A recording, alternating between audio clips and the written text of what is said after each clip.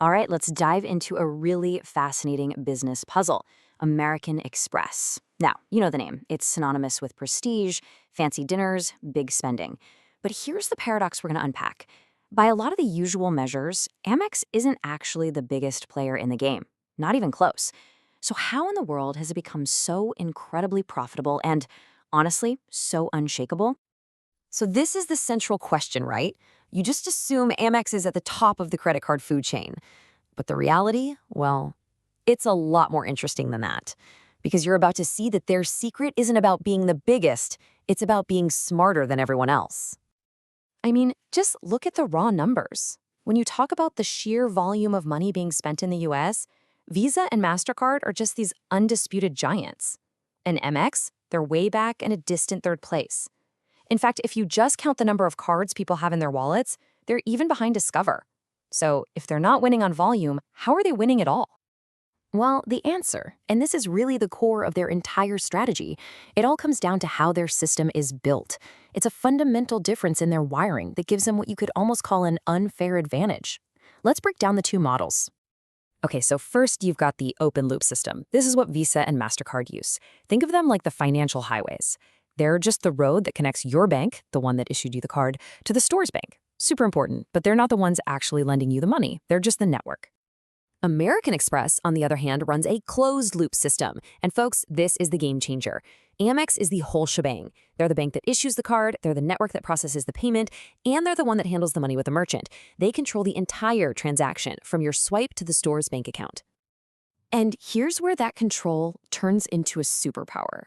It's all about the data. See, because Visa and MasterCard are just the network. They only see the total transaction. They know you spent $100 at the grocery store.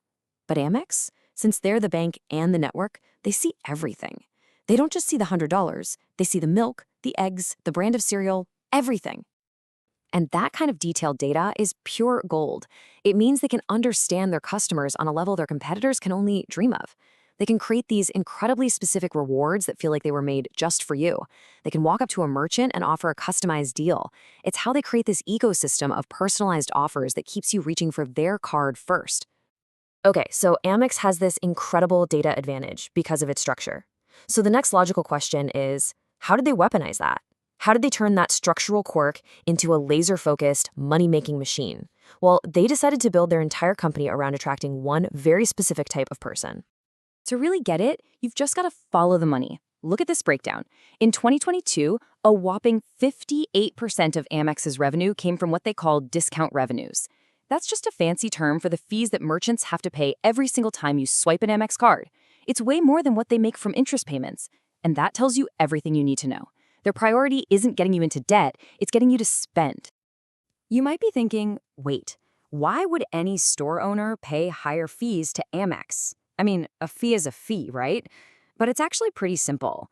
They're not just paying for a transaction. They are paying for a specific customer. And as this quote says, American Express brings them the biggest spenders around. And how much bigger are we talking? Well, how about this? The average American Express cardholder spends 3 times as much per year as people who don't have an Amex. 3 times. Now you can see why a business would be more than happy to pay a little extra to get that customer in the door. This all comes together in what analysts call their spend-centric model. Every single part of their business is engineered to do one thing: drive more spending on their cards. The goal is to make sure that when you open your wallet, their card is the first one you reach for every single time. And they really put their money where their mouth is? In 2022 alone, they invested almost $17 billion in rewards. Yeah, that's billion with a B. And sure, that includes all the famous stuff, the airport lounges, the hotel credits, but it also includes everyday stuff like Uber Cash and Walmart Plus memberships. The plan is to make the card indispensable, whether you're booking a first-class flight or just ordering a pizza. Now, here's another really cool thing.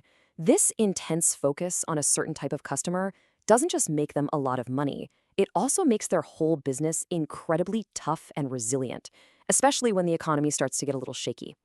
Because what's the secret bonus prize you get when your entire customer base is made up of high-spending, affluent people?